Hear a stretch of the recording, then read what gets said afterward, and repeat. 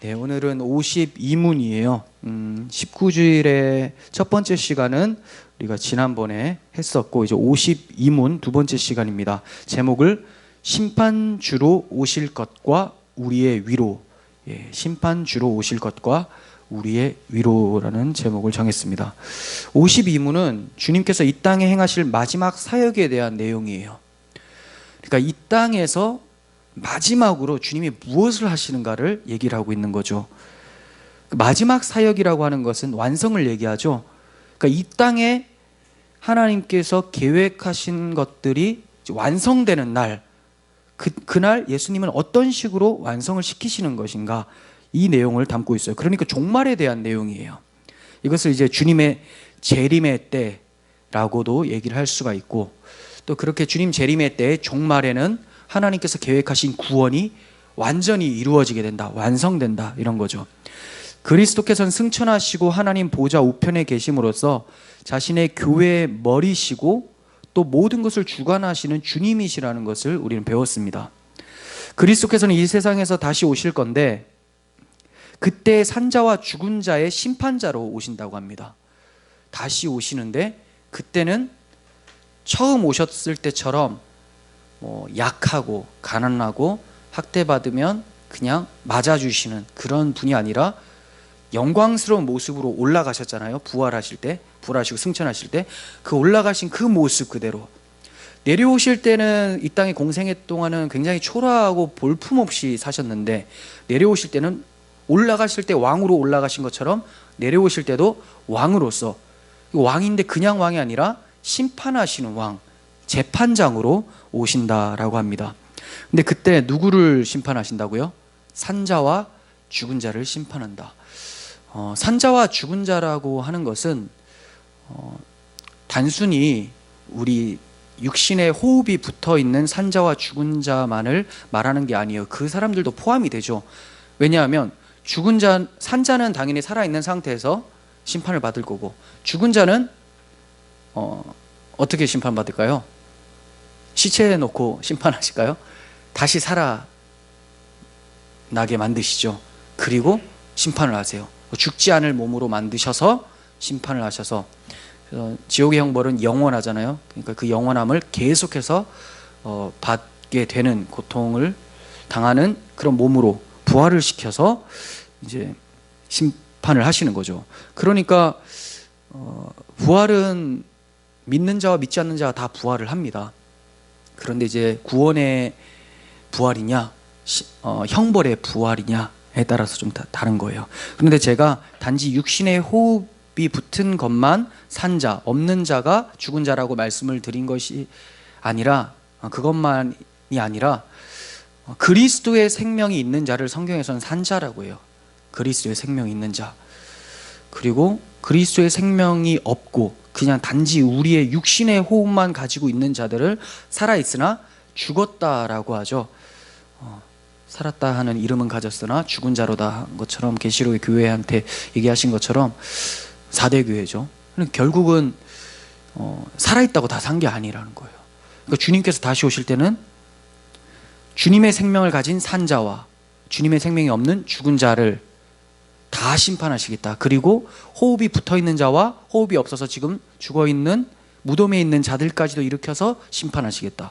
무슨 말입니까? 온 인류를 다 심판하시겠다는 거예요. 구약시대 사람들도 다 심판이 된다는 거죠. 그리고 인간들 뿐만이 아니라 악한 천사들까지도 심판을 받게 돼요. 악한 천사들, 그러니까 마귀의 졸개들이죠. 그러한 것들도 다 심판이 됩니다. 하나님께서 주인이시기 때문에, 그리스도께서 온 세상의 주인이시기 때문에 그 주인의 명을 거스른 자들에게 마지막으로 심판을 내리신다는 거예요. 근데 심판이라고 하면 우리는 일단 부정적인 그 마음이 크잖아요, 인식이.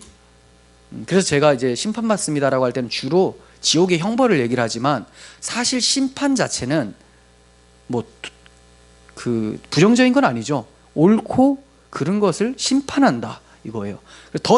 그 부정적으로 얘기하려면 오히려 형벌을 받는다라고 하는 게 부정적인 건데, 심판받는다라는 표현을 왜 쓰시는 건가? 이거는 그리스도인이나 비그리스도인이나 다 심판을 받게 되기 때문에 그렇게 표현하시는 거예요. 예, 그리스도인이나 비그리스도인. 그럼 그리스도인들도 심판받는다면 이거 무서운 것 아닙니까? 라고 생각을 하는 사람들이 있을 수 있겠지만 그렇지가 않죠. 그리스도인들은 심판이 무슨 심판입니까? 구원에 이르는 심판이죠. 네.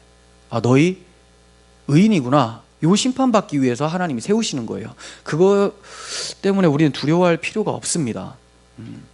그 부분에 대해서는 조금 더 이따가 자세하게 말씀을 드리도록 하겠습니다. 그러니까 예수님께서 심판장으로 오신다라는 것은 그냥 내가 지금부터 심판자가 되겠다가 아니라 하나님 아버지께서 원래 심판자죠. 근데 그 아버지께서 모든 권세를 아들에게 주셨기 때문에 이제 아들이 그 권세를 가지고 오시는 거예요. 요한복음 5장 22절 보시면 아버지께서 아무도 심판하지 아니하시고 심판을 다 아들에게 맡기셨다라고 합니다. 그러니까 예수님은 오실 때 이제 하나님의 권세를 가지고 심판자로 오시는 거죠. 참된 성도들도 이제 심판을 받게 되는데 아까 말씀드린 걸 조금 더 말씀드리면 이 사람들은 그리스도인들은 형벌을 받기 위해서가 아니라 상급을 받기 위해서 심판을 받아요. 상급. 이 땅에서 그리스도의 은혜로 발생된 자신의 행위들이 심판대 앞에서 드러나게 됩니다. 말씀을 잘 생각해 보세요.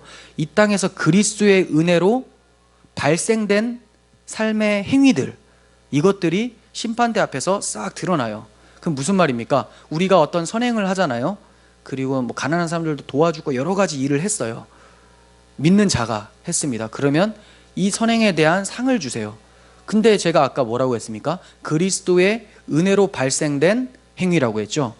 그러니까 사실은 우리 행위가 아니라 지금 심판을 하시는 그 심판장의 행위라는 거예요. 내 앞에 계신 그분의 행위인데 그분이 성령을 보내주심으로 나에게 그 행위를 나타나게 해주셔놓고 이거 이제 네가 한 거라고 내가 인정해 줄게 하면서 너는 상이 크다라고 인정해 주신다는 거죠. 그러니까 얼마나 부끄러우면서 면목 없으면서 감사할까요? 이런 심판을 받게 하기 위해서 심판대 앞에 성도도 서게 돼요. 뭐 또 어떤 그 신학자들이나 또 입장에서는 불신자들만 심판대 앞에 선다고 하는데 저는 성도까지도 불신자와 같이 심판대 앞에 서는 것이 더 복음적이고 우리에게 유익하다고 보여집니다. 하나님께서 모든 자들이 다 선다고 하셨으니까, 그리고 산자와 죽은 자를 심판하신다고 했기 때문에 다 서는 게 맞고, 또 성도의 유익은 이 심판대 앞에서 이것뿐만이 아니에요. 심판대 앞에 섰을 때 성도가 잘한 것도 이제 칭찬을 받잖아요. 근데 그거는 이제 예수님이 하신 건데도 우리가 칭찬을 받는 건데, 못한 것들이 있잖아요. 불신자들처럼 행했던 못한 것들, 이거에 대해서는 어떻게 할까요? 그 죄를 지었음에도 너 죄 잘 지었다라고 하시진 않을 거 아니에요. 이건 진짜 얼마나 창피하겠습니까? 사실 모든 성도들이 자신의 죄가 눈앞에 이제 다 밝히 드러나게 되거든요. 만물이 벌거벗은 것처럼 다 드러나게 됩니다. 우리가 은밀하게 행했던 모든 것들이 무섭죠. 그러니까 지금은 아무도 몰라요. 하나님만 아시는 것을 만천하에 다 공개하세요. 서로 이제 아무리 뭐 경건한 척 다 해봤자 다 드러납니다. 근데 그럼 이처럼 괴롭고 수치스러울 때가 어딨나? 근데 왜 하나님께서 다 드러내시는가? 지금 우리를 우편에 세우실 텐데 좌편에는 이제 지옥의 형벌을 받을 사람들, 똑같아요. 지금 옆에 있는 사람들 똑같은데 이쪽으로 분류가 되는 거예요. 그 드러낸 것을 보면, 그 죄목들을 보면 그 비슷한 게 너무 많은데 나는 왜 이리로 갈까를 다시 한번 알려주시는 거죠. 왜 갑니까? 지금 나를 심판하시는 분이 나를 위해 대신 이 땅의 심판대 앞에 서셨기 때문에, 빌라도라는 재판장 앞에 섰었고 세상의 민심의 재판대 앞에서 서셔가지고 십자가에서 죽으셨기 때문에 너는 이렇게 더러운 죄를 똑같이 지었지만 그거 내가 다 가져갔다, 이거 마지막 인식하고 울면서 감격함 가운데서 우편으로 편승이 되도록 만들어 버리신다는 거예요. 그러니까 잘한 것, 죄만 지은 게 너무나 많은데 이거를 사하여 주시고, 내가 잘한 것은 내가 잘한 게 아닌데도 하나님, 예수님께서는 우리가 잘했다고 하면서 상을 주신다는 거. 그러니까 이쪽에 우편에 있으면서 뭐 안절부절할 것 같아. 너무 죄송해가지고. 근데 또 기쁨과 감격이 있겠죠. 이제 곧 하나님과 함께 기쁨의 찬송을 드리게 되니까 얼마나 기쁘겠습니까? 이게 바로 이제 성도가 심판대 앞에 서는 유익입니다. 그러니까 심판대 앞에 서는 것 자체가 그날이 이제 위로로 다가오는 거죠. 이제 모든 죄의 싸움이 끝나고 이제 거기서 참된 안식을 얻게 되는구나. 이것을 이제 바라보기 때문에 우리는 그 날을 기다리게 되는 거예요. 하지만 경건하지 않은 자들, 불신자들, 이 사람들은 어떻게 될까요? 악한 행위 그대로 보응을 받게 돼요. 하나님은 성도든 불신자든 항상 행위대로 보응을 하세요. 행위대로. 성도도 마찬가지고요. 그래서 아까 제가 성도의 행위를 먼저 말씀드린 이유는 성도도 행위로 심판받고 불신자도 행위로 심판받는데, 성도의 행위는 예수 그리스도의 행위로 인정받아서 구원을 받게 되는 것이고, 악인들의 행위는 어떻게 됩니까? 그냥 그의 행위인 거예요. 그가 죄를 지으면 대속자가 없었기 때문에, 대속주를 부인했기 때문에 그 행위가 그대로 남아있어서 거기에 상응하는 벌, 반드시 죽으리라, 죄의 삭은 사망이라는 것을 받게 되는 것이죠. 그러니까 그들이 이 땅에서 자신의 대속주를 찾지 않았던 대가를 마지막에 알게 되는 거예요. 교제 각주 6번에 해당하는 성구를 좀 봅니다. 마태복음 25장 41절 부분인데 있죠. 6번에 또 제가 이 말씀드리기 전에 이제 어떤 행위들이 심판받게 되는가, 불신자들의 어떤 행위들이 심판을 받게 되는지를 먼저 말씀드리려고 해요. 첫 번째는 마땅히 해야 될 일을 하지 않은 죄에 대해서 얘기를 하고 있어요. 25장 41절 또 왼편에 있는 자들에게 이르시되, 왼편은 저주를 상징하죠. 저주를 받은 자들아, 나를 떠나 마귀와 그 사자들을 위하여 예비된 영영한 불에 들어가라. 내가 줄일 때에 너희가 먹을 것을 주지 아니하였고, 목마를 때에 마시게 하지 아니하였고, 나그네 되었을 때 영접하지 아니하였고, 벗었을 때 옷 입히지 아니하였고, 병들었을 때 옥에 갇혔을 때에 돌아보지 아니하였느니라. 자, 이거는 예수님이 이 땅에 육신으로 안 계셨잖아요. 올라가신데 누구 보고 말하는 겁니까? 지극히 작은 자에게 한 것이 곧 내게 한 것이다 라고 하셨죠. 그러니까 우리 주변에 약하고 괴로워하고 있는 사람들에게 외면했었던 것들, 그리스도의 사랑으로 다가가서 복음 전하고 섬기지 않고 도와주지 않았던 모든 것들이 마땅히 해야 될 일인데 안 한 그 죄가 되는 거예요. 마땅히 해야 될 일인데 하지 않은 것. 이건 이제 성도들도 마찬가지. 불신자들은 당연히 이걸 못하겠죠. 그리고 불신자들은 분명히 이런 일들을 하는 사람들도 있어요. 그 가난한 사람들 찾아가서 돕고 이런 거. 근데 예수님은 그거 네가 나를 도운 게 아니다라고 해요. 왜? 그 사람들 마음에 그리스도가 없었기 때문에 그 사람들은 정말 자기 주변의 이웃을 도운 것이 돼버리는 거예요. 그리스도를 모르니까. 그리스도에게 한 번도 그러한 선을 베푼 적이 없기 때문에 그는 거기에 상응하는 그 대가를 받게 되는 것이고, 마땅히 해야 될 일을 하지 않은 것. 교인들은, 성도들은 마땅히 대접해 드려야 될 그리스도를 대접하지 않으면 그도 당연히 이제 형벌을 받겠죠. 근데 이제 그러한 죄들은 예수님께서 십자가에서 가져가셨고, 이제 우리에게 죄를 묻지 않는다고 했는데, 그럼 이건 뭔가? 이거는 완벽한 그 선행을 성도들한테 요구하신다라는 게 아니에요. 완벽하게 가난한 사람들 주변에서 어떻게 다 돕겠습니까?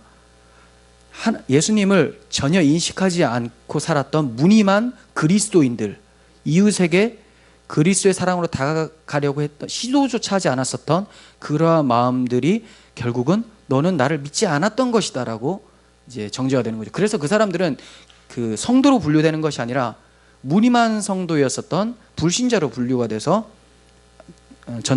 전자에 말씀드렸었던 그 남을 도왔다 하더라도 도운 게 아니고, 남을 안 도왔다 하더라도 진짜 안 도운 거죠. 그리스도가 없었으니까. 말이 좀 어려운데, 이렇게 돼서 강조하고 싶은 것은 마땅히 해야 될 것을 하지 않은 죄를 물으신다, 이거예요. 그러니까 우리는 내가 뭐 하면 안 돼 이것만 많이 생각을 하잖아요. 이거 하면 안 되겠구나. 십계명만 봐도 대부분 그래요. 뭐 하지 말라가 많이 돼 있어요. 하지 말라. 뭐 하라는 뭐 안식일을 거룩히 지키라, 이렇게 하라는 것도 몇 개가 있지만 대부분은 하지 말라요. 금하는 거. 근데 해야 될 것 안 하는 것도 죄라고 하죠. 선을 행하지 아니함으로 죄가 문 앞에 엎드려 있느니라라고 가인에게 하나님께서 말씀하신 것처럼, 가인의 후손들, 하나님의 생명이 없는 자들은 선을 행하려고 하지 않습니다. 그게 바로 죄죠. 이런 죄를 물으신다라는 것을 말씀하시는 거고, 또 이제 그 밑에 데살로니가후서 1장 8절에서 9절을 봅니다. 하나님을 모르는 자들과 우리 주 예수의 복음을 복종치 않는 자들에게 형벌을 주시리니 이런 자들이 주의 얼굴과 그의 힘의 영광을 떠나 영원한 멸망의 형벌을 받으리로다. 어떤 죄입니까? 당연히 우리가 행하는 악한 죄는 당연한 거고, 여기에서는 하나님을 모르는 죄, 주 예수 그리스도의 복음에 복종치 않는 죄, 한마디로 하나님을 모르는 죄, 지식이 없어요. 하나님이 어떤 분인지 당연히 지식이 없죠. 하나님은 어떤 분인지 어떻게 알게 됩니까? 복음을 통해서 예수 그리스도를 본 자가 하나님이 어떤 분인지를 알게 되는데, 복음을 복종하지 않았으니까 당연히 하나님을 모르는 죄가 따라 들어오는 거예요. 복음에 복종하지 않은 죄, 즉 믿지 않은 죄, 예수를 부인한 죄, 이것과 동시에 하나님을 모르는 죄가 같이 성립이 되는 거죠. 그러한 형벌을 받게 됩니다. 제목들이 이런 거예요. 이들은 땅에서 대속주를 믿지 않았기 때문에 자신들의 죄에 대한 대가를 그대로 받게 됩니다. 그래서 죄의 삭은 사망, 반드시 죽으리라, 이것을 최종적으로 받게 되어서 하나님의 모든 계획이 이제 완성이 되어지는 것이죠.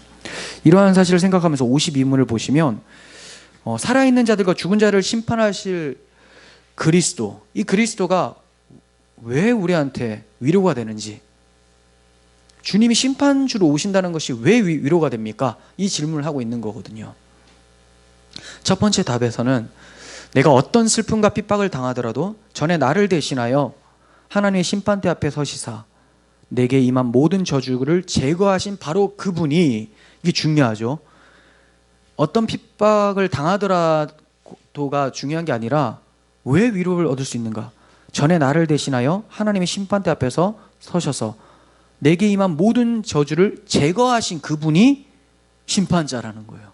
그분이 나하고 상관없는 부분이 아니라 나를 위해 죽으신 분이 심판자인데 나를 또 죽이시겠습니까? 바로 위로가 찾아오는 거죠. 하늘로부터 오시기를 머리 들어 기다리게 됩니다. 그러니까 주님의 심판주로 오신다는 것이 무서운 사실이 아니에요. 물론 내가 행하고 믿음으로 행하지 않았던 그런 모습들을 생각할 때는 애통하고 회개하고 두렵고 떨리는 마음으로 우리 구원을 이루어야 되는 것이지만, 뭐 벌벌벌 떨면서 막 주님 안 오셨으면 좋겠다라는 마음을 갖는 것은 잘못됐죠. 그래서 예전에 한번 말씀드린 것 같은데, 친구랑 통화하다가 주님 빨리 오셨으면 좋겠다라는 얘기했을 때 떳떳한가 봐, 이렇게 얘기를 하더라고요. 그럼 언제 주님 오시기를 기다리겠습니까? 그럼 언제 떳떳해져요? 떳떳해지는 순간 지옥인데, 그렇잖아요. 내가 정말 이제 하나님 앞에서 이제 떳떳한 존재구나 라고 하는 순간 지옥인데, 예수 그리스도의 공로를 의지하지 않는 건데, 그러니까 지금이라도 당장 오셔서 몸의 구속을 기다리는 것이 맞죠. 그렇지만 그거는 우리의 바램이고, 하나님의 뜻은 숨이 붙어있는 이유는 더 살고 여기서 하나님의 영광을 드러내고 교훈을 받아가면서 자라가라고 하기 위해서 보내신 거니까, 그것을 또 무시하면서 계속 오시옵소서 한다면 그 이제 염세주의로 확 빠지는 거예요. 사명과 자기 살아있는 목적 전혀 모르는 사람. 그 긴장감이 중요하죠. 주님 오시는 것이 우리는 위로로서, 소망으로서 기다리게 된다는 거예요. 교재 각주 5번 성구 보시면 디도서 2장 13절이 있죠. 복스러운 소망과 우리의 크신 하나님 구주 예수 그리스도의 영광이 나타나심을 기다리게 하셨으니, 하나님이 기다리게 하셨대요. 그러니까 모든 성도는 다 기다려지게 되는 거예요. 근데 성도인데도 주님 오실 것을 기다리지를 않는 성도라면 그건 성도가 아닌 거죠. 살았다 하는 이름은 가졌으나 죽은 자로다. 이름뿐인 크리스찬. 주님 오시기를 되게 싫어하는 사람들 많습니다. 내가 지금 이루어 놓은 거 주님 오시면 파괴하실 거 알거든요. 이 땅을 불태운다고 했는데 이 땅에 땅을 그만큼 많이 사놨고, 이 땅에 그렇게 빌딩을 많이 세웠는데 이거 다 파괴시키고 하나님의 나라가 임한다니까. 하나님 나라 임하는 것도 세속적이라고 말씀드렸죠. 빌딩을 가지고 있는 사람은 빌딩을 생각을 하겠죠. 근데 더 웃긴 게 이 빌딩 그대로 두고 옆에 빌딩 다시 하나님의 빌딩을 세웠으면 좋겠는 거지, 내 빌딩 부시면서 세우는 것을 원하는 사람이 없다는 거예요. 그러니까 이게 자기 확장을 하면서 하나님의 확장도 같이 되었으면 하는 마음들. 하나님 부신다고 하니까 조금 있다가 요거 경기가 안 좋아져서 망할 때쯤 되면 이제 하나님의 건물 빌딩을 세워주셨으면 좋겠다, 이런 사람들이 참 많이 있어요. 그러니까 여러분들이 스스로 매일같이 그리스도의 오심을 기다리고 계시는지를 물어보시길 바랍니다. 저 또한 부끄럽죠. 많이 망각하고 살아요. 물어보면 맞아, 주님 오셔야 되지, 이 생각이 드는데 자주 망각하면서 사는데, 그렇지만 이제 우리는 뉴스나 시사나 아니면 우리 주변의 어떤 악행들, 이런 것들을 보게 되면 다시 한번 깨닫게 하죠. 그런 것이 반면교사이면서 하나님을 더욱더 생각나게 하는 매체이기 때문에 오히려 선하게도 사용할 수 있습니다. 그러니까 막 일어나는 어려운 일들 보면서 막 한탄하면서 저 인간은 죽지도 않나, 뭐 쟤는 누가 좀 안 데려가나, 이런 거 하시기보다는 누구 데려가려면 누가 오셔야 됩니까? 데려가실 분이 오셔야죠. 뭐 악이 좀 끊어졌으면 좋겠고 이런 거 할 때 쟤는 왜 저럴까, 나는 안 저런데, 이렇게 하지 마시고 주님의 은혜가 없으면 저 또한 저러한 모습으로 나타나서 부패할 수 있으니 나를 지켜주시고, 또 이 죄악이 많은 바벨론 같은 그런 세상에서 하나님 속히 오셔서 바벨론 포로 귀환의 시대를 열어주시옵소서. 주님 오시는 때잖아요. 다니엘이 뭘 기다렸을까요? 포로 귀환의 때를 기다렸겠죠. 예루살렘 성전 다시 짓는 그거 기다렸을 거예요. 창문 열고 예루살렘 성전을 바라보면, 성전도 없는데 성전을 바라봐요. 그 마음에 약속이 있으니까 그걸 바라보면서 기다린 것처럼 우리도 그분의 약속을 바라보면서 기다리는 거죠. 우리가 왜 기다릴 수 있습니까? 기다릴 수 있는 것 자체가 은혜예요. 왜냐하면 무턱대고 기다리는 것은 멍청한 짓이거든요. 누가 이제 떠나갈 때, 어든 멀리 떠나갈 때, 자, 나 간다 하고 가버렸어요. 근데 그냥 막 10년 20년 기다립니다. 그 사람을 온다고 말한 적이 없는데 그 기다린 걸 멍청하다고 하죠. 어리석은 거예요. 근데 떠나면서 반드시 오겠다라고 하면 그때부터 기다릴 이유가 생겨요. 약속이 있기 때문에. 근데 우리 인간들은 연약하기 때문에 약속을 못 지킬 수도 있습니다. 근데 하나님의 약속은 반드시 지켜져요. 천지가 창조된 이유가 약속을 이루기 위해서인데 그걸 못 이루시면 창조를 왜 하셨나, 이런 질문이 가게 되죠. 하나님께서는 지금까지 태초에 천지를 창조하시고 인간이 타락하고 지금까지 역사를 이끌어 오시면서 계획하셨던 모든 것들을 다 이루셨어요. 모든 것들 하나도 빠짐없이. 뭐만 남았습니까? 주님 다시 오심, 이걸로 완성이 되는 건데, 다 지금까지 몇천 년 동안 이루어 놓으셨고, 저 표현이 그런데 똥만 안 닦아요. 이게 끝이 안 난다는 거죠. 그럼 마지막 마무리를 해야 될 거 아닙니까? 하나님이 자기 아들을 보내셔서 완전히 이 세상에 대해서 이제 소멸시키고 새로운 나라, 새 하늘과 새 땅을 오게 하시는 것이 하나님의 완성이죠. 우리는 이걸 기다릴 수 있는 것 자체가 복받은 자죠. 언약을 받은 자. 아무나 못 기다립니다. 불신자들한테 천국이 올 것을 기다립니까? 라고 하면 뭐 심판, 지옥 이런 거 다 빼더라도 그 사람들 그거 안 기다려요. 왜냐하면 기다릴 근거가 뭐냐? 네가 천국이 올지 안 올지 어떻게 하냐? 이렇게 질문합니다. 우리는 뭐라고 합니까? 주님이 약속하셨으니까, 성경에 그렇게 약속해 놓으셨으니까. 약속이 있는 백성들은 소망이 있어요. 약속이 있는 사람들은 기쁨이 있습니다. 약속이 없는 사람들은 어디로 갈지를 모르기 때문에 혼란스러워하고 혼돈 속에서 그렇게 살아가게 되는 거예요. 그 우리의 삶 속에서 혼돈스럽고 혼란이 막 찾아오고 막 그러한 모습이 많이 보인다면 우리는 약속 잊어버린 거예요. 약속 다시 붙잡으시길 바랍니다. 자, 두 번째 답 보시면, 그가 그의 모든 원수들 곧 나의 원수들은 영원한 멸망으로 형벌하실 것이며, 이렇게 고백합니다. 그의 모든 원수들 곧 나의 원수들, 이렇게 말씀하시죠. 말씀하시죠라고 하니까 예수님이 말씀하시는 것 같은데, 네, 신앙고에서 이렇게 얘기를 하고 있습니다. 그리스도를 공격하는 세력이 그리스도와 연합된 그의 몸을 공격하는 것은 당연한 거 아니겠습니까? 그죠?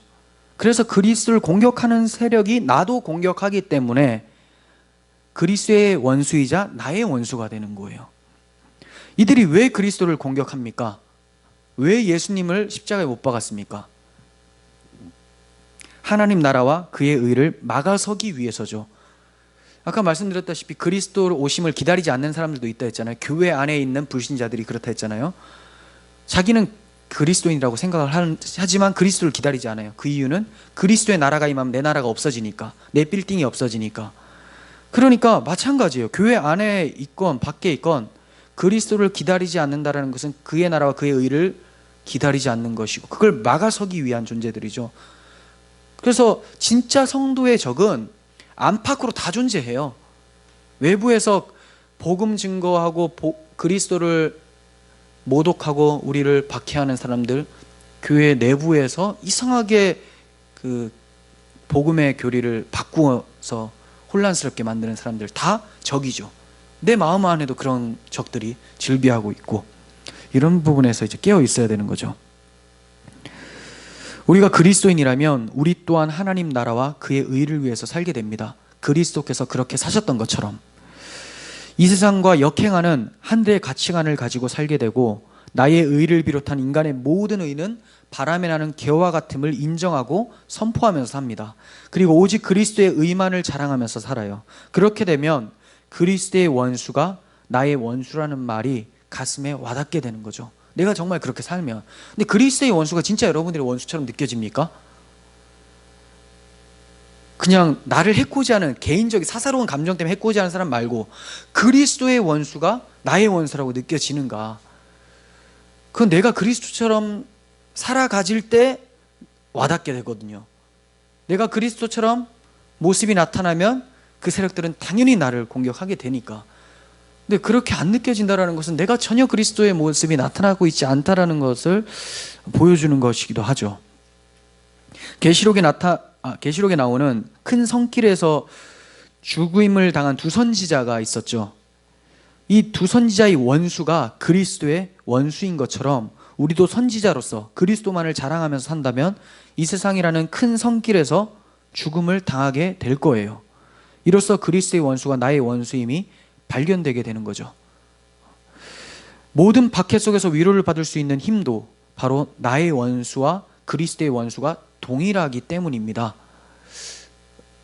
원수가 있음에도 불구하고 내가 거기서 위로를 받을 수 있어요. 나의 원수뿐만이 아니라 그리스도의 원수이기 때문에 위로를 받아요.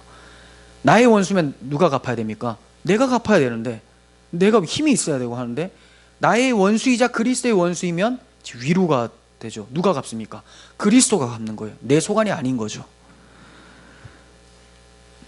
개인적인 원한을 풀어줘서 통쾌함을 얻게 되어 위로를 얻는다라는 그런 게 아니죠. 지금 말씀드리는 거는 내가 지금 고통스럽지만 내 원수가 예수님의 원수니까, 아, 저놈이 나를 박해하는데 예수님 빨리 저놈을 없애주세요.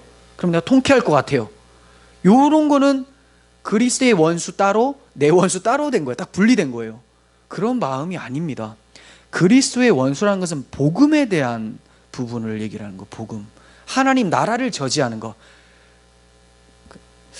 단순히 내가 하는 일을 방해하고 내가 주장하는 것을 반대하는 저 박집사를 없애주시고 이 나와 함께하는 김집사를 더욱더 왕성하게 해달라고, 보응해달라고 하는 것은 이건 이제 사사로운 거죠.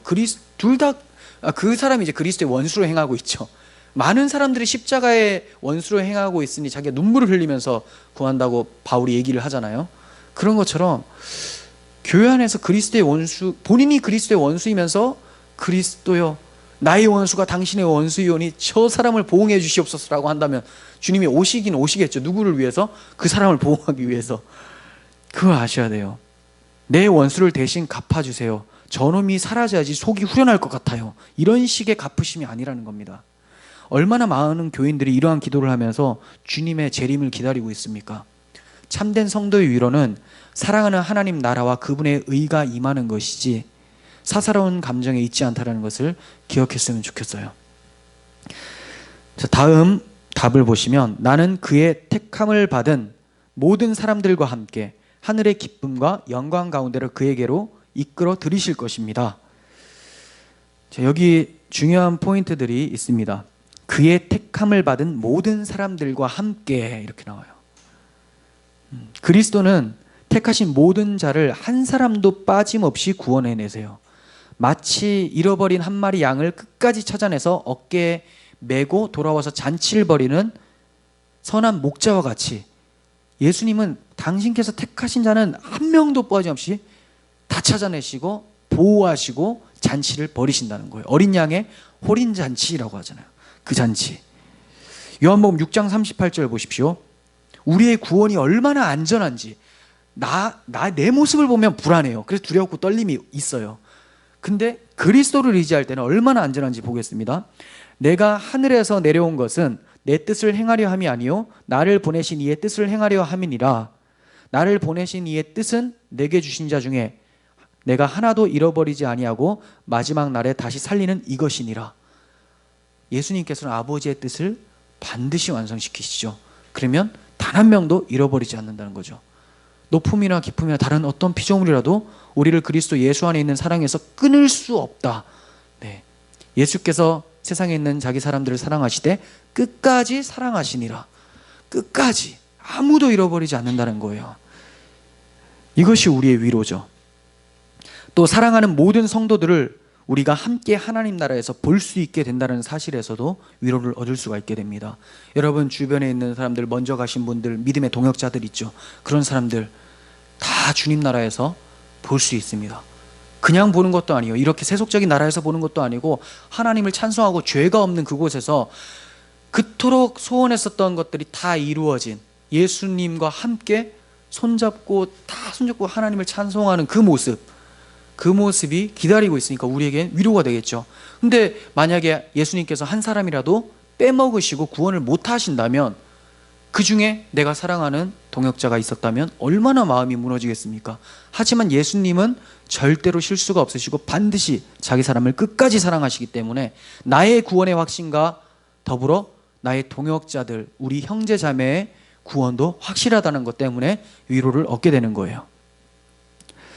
그리고 두 번째는 뭡니까? 이 사람들과 함께 하늘의 기쁨을 누리게 된대요. 하늘의 기쁨. 그냥 기쁨이 아니에요. 하늘의 기쁨. 다른 말로 자기 상이 아닌 하나님이 갚으시는 상, 이렇게도 볼 수 있겠죠. 그 기쁨이 뭡니까? 이제 죄의 영향을 받지 않는다는 구원의 기쁨이죠. 죄. 그러니까 하늘의 기쁨을 누리려면 이 땅에서 죄에 대한 탄식을 해본 사람들만 하늘의 기쁨이 있는 것이지, 한 번도 그 죄에 대한 탄식이 없으면, 이 죄가 혐오스럽지 않으면 죄가 없는 나라에서도 뭐 아쉽겠죠. 나하고 되게 친했던 그 죄가 없어지니까 울적하네, 이런 생각 안 하겠습니까? 죄를 미워해야지 그 죄가 떨어져 나갔을 때 속이 시원하다고 생각될 텐데, 그 죄하고 친구였으니까 죄가 보고 싶다.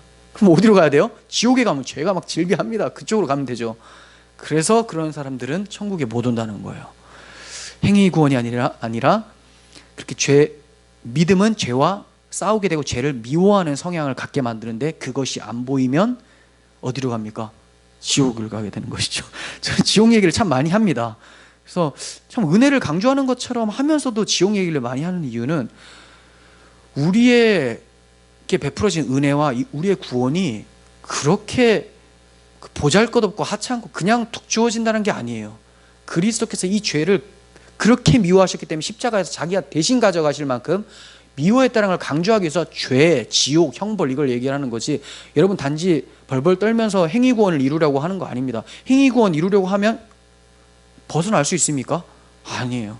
은혜로 더 나아가게 하기 위한 말씀이죠. 자, 그리고 영원히 하나님만 섬길 수 있는 기쁨, 이게 또 하늘의 기쁨이죠. 예전도 아니죠. 지금도 이 땅에서 주님만 섬기겠다고 말은 합니다. 하지만 정말 내 마음이 주님만 섬깁니까? 별의별 걸 다 섬기죠. 아니라는 건 머리는 알고 있어요. 그래도 다행이에요. 머리라도 알고 있으니까. 그것도 모르면 자기가 섬기는 것이 무엇인지도 모르고 너희가 구하는 것을 알지 못하도다 하면서 살로메처럼 막 한 자리에 차지하게 해주십시오, 이렇게 할 텐데, 알고는 있으니까 충돌은 일어나요.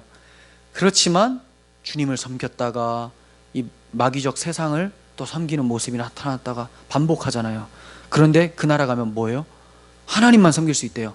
보이는 건 하나님의 영광스러운 흔적들밖에 없어요, 여기에. 그러니까 얼마나 좋겠습니까? 그 기쁨이 여러분들에게 주어진다라는 것을 위로로 받으라는 거예요. 자, 그리고 세 번째는 영광 가운데 그에게로 이끌어 들이실 것이다 라고 합니다. 영광 가운데로 그에게로 이끌어 들이실 것이다. 이제 우리 인생 속에서 하늘 보좌 우편에 앉으셔서 우리를 통치하셨고 성령을 보내주심으로 말할 수 없는 탄식으로 함께 하셨던 주님을 이제 직접 보게 되고 보는 것뿐만이 아니라 그분의 품에 안겨서 안식을 누릴 수 있는 그런 상태가 된다는 거죠. 그래서 어떻게 말합니까? 그에게로 이끌어 드릴 것이다. 어떤 뭐 왕의 궁전으로 이끄는다 이게 아니에요. 그분에게로 이끌어 드린다라는 거예요. 이게 우리의 소원 아닙니까? 하나님, 예수님 품에 안기고 싶은 거. 성화 이런 거 있잖아요. 예수님 품에 안긴 그 어린 양 있잖아요. 그게 예수님인지는 잘 몰라요. 예수님 어떻게 생긴지 모르지만 목자. 근데 예수님으로 그렸죠. 일단은 제가 왜 이렇게 얘기하냐면 형상을 그리지 말라고 해가지고.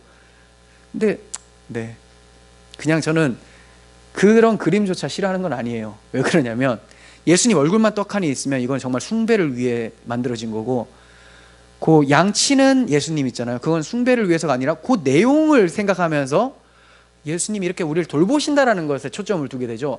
목적이 달라요.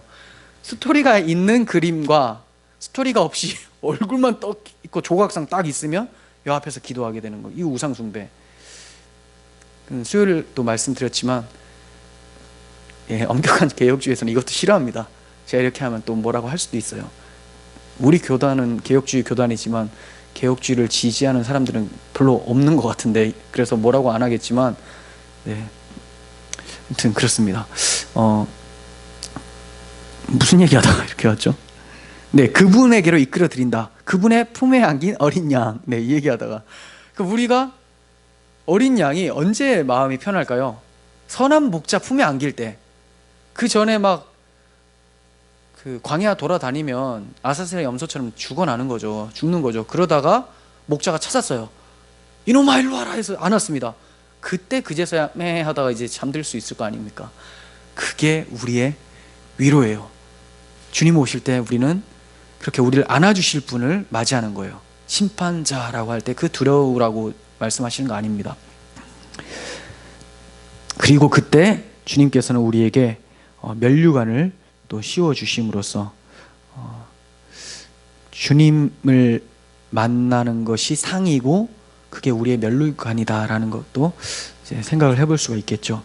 디모데후서 4장 6절에서 8절이 제가 가장 좋아한다기보다는 가장 좋아하는 말씀이 너무 많지만 너무너무 좋아하고 은혜가 큰 말씀인데, 이 말씀이 우리들의 전체의 고백이 되었으면 좋겠어요. 바울이 죽기 얼마 전에 보면 6절에 전제와 같이 내가 벌써 부어지고, 전제는 뭡니까? 드려진 제사로 드려지는 거예요. 이 전체가 다 드려지는 죽음이에요. 죽음. 부어지고 나의 떠날 시각이 가까웠다. 자기가 이제 언제 죽게 돼서 하나님을 만나게 될지를 느끼고 있는 거죠. 그러면서 이런 얘기를 합니다. 나는 선한 싸움을 싸우고 나의 달려갈 길을 마치고 믿음을 지켰으니, 선한 싸움이 뭡니까? 죄에 대한 싸움, 복음에 대한 선포, 그것을 방해하는 그리스도의 원수가 나의 원수가 되어서 치열한 전투를 했던 것을 얘기를 하죠. 나의 달려갈 길을 마치고 믿음을 지켰다. 다른 거 아니에요. 내 건물을 빌딩을 지켰다, 내 돈을 지켰다, 건강을 지켰다가 아니라, 바울 많이 아픈 때가 너무 많은 사람이에요. 건강을 지켰다 안 합니다. 믿음을 지켰다. 하지만 우리는 믿음을 많이 버리고 건강을 많이 지키려고 하죠. 둘 다 잃어버릴 경우가 큽니다. 믿음을 지켰으니 이제 후로는, 자, 믿음을 지켰으니 이제 뭐가 옵니까? 이제 상이 온다는데, 이제 후로는 나를 위하여 의의 면류관이 예비되었으므로, 나는 의롭지도 않은데 의의 면류관을 주신대요. 왜? 그리스도의 의 때문에. 주 곧 의로우신 재판장이, 의로우신 재판장이라고 하죠. 그러니까 이 재판장의 면류관을 우리에게 주는 거예요. 네. 의로우신 재판장이 그날에 내게 주실 것이며, 내게만 아니라 주의 나타나심을 사모하는 모든 자에게도니라. 아까 우리가 말했듯이 그의 택함을 받은 모든 사람들과 함께 그에게로 인도해 들이신다고 한 것처럼, 이 바울은 자기만 구원받는 것에 만족하지 않았어요. 그것이 전체 기쁨이 아니라 주님을 사랑하는 모든 사람들이 다 구원받는다. 그것이 나의 소망이다. 내 떠날 시각이 그걸 바라보고 있다. 이것을 얘기를 하고 있습니다. 하나님께 왜 이 사람이 이걸 기다릴 수 있게 되었습니까? 예수님이 약속해 주셨으니까. 내게도 주실 것이요 이렇게 얘기하잖아요. 주신다고 했으니까. 약속이 있는 자는 소망이 있어요. 위로가 됩니다. 그러므로 우리는 하나님이 약속하신 그리스도의 재림의 날을 소망 중에 기다릴 수 있어야 되는 거예요. 베드로후서 3장 12절 봅니다. 하나님의 날이 임하기를 바라보고 간절히 사모하라. 그날에 하늘에 불이 타서 풀어지고 물질이 뜨거운 불에 녹아지려니와 우리는 그의 약속대로 의가 있는 곳인 새하늘과 새 땅을 바라보도다. 우리는 바라보도다 합니다. 우리가 누굽니까? 그리스도인들은 머리 쳐박고 맨날 땅만 보면서 땅의 일들만 생각하는 자들이 아니라 하늘을 바라보면서, 이 하늘도 사실 시각적으로 말씀드리지만 사고적 개념이죠. 하나님 나라를 바라보면서 그렇게 이 세상을 살아가는 거죠. 하나님 날이 임하기를 간절히 사모하라. 이것이 베드로 사도의 유언과 같은 말씀입니다. 그의 나라와 그의 의를 구하는 이유도 하나님의 날이, 구원의 날이 되기 위해서입니다. 이렇게 구원의 날이 우리에게 기다리는 것을 위로 삼고 소망 중에 하나님 나라를 기다리는 우리 모두가 되었으면 좋겠습니다. 기도하겠습니다.